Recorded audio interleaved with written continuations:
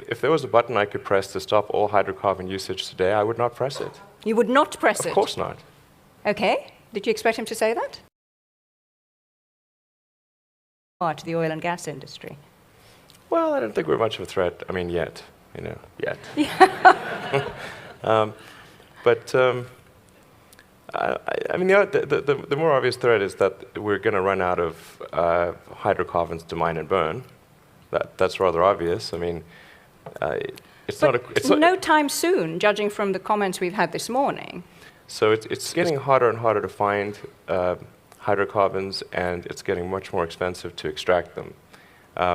And really, we're just arguing about the when hydrocarbons run out or become prohibitively expensive, not if. I mean, I don't think there's anyone here who would say it's an if, not a when. I mean, you are, a tech guy, right? You're a physicist and an engineer. You call yourself the chief architect of companies. I tend to view things from you don't sort of think a that physics human standpoint. ingenuity and technology and resourcefulness will mean that we will still have abundant fossil fuels available? Not. I mean, this has been going on for some time. They think you've reached the boundaries, and yet they find more. And look at the whole shale gas revolution.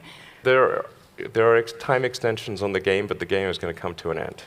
That should be absolutely certain, obviously, frankly. But I don't have any fundamental dislike of hydrocarbons. I simply look at the future and say, what is the thing that will actually work? And using a non-renewable resource, obviously, will not work. So we must find an alternative. But if there was a button I could press to stop all hydrocarbon usage today, I would not press it. You would not press it? Of course not. You would not press it because... It would cause because human civilization to come to a halt. every hospital would have to close down. That would be ridiculous. So it would be irresponsible to press that button. But what does need to happen is to, if we can, accelerate the transition towards renewables. That's the sensible thing to do.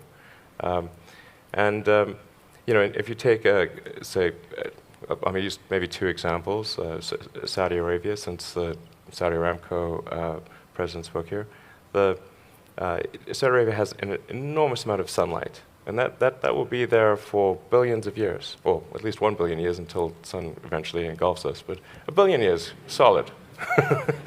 So it seems that investing in the solar resource is the thing that's really going to preserve the long-term future, not so much the oil and gas. I mean, that's a temporary thing. In the future, we'll look back, and by future, I'm not talking about super far in the future, I'm talking about towards the end of the century.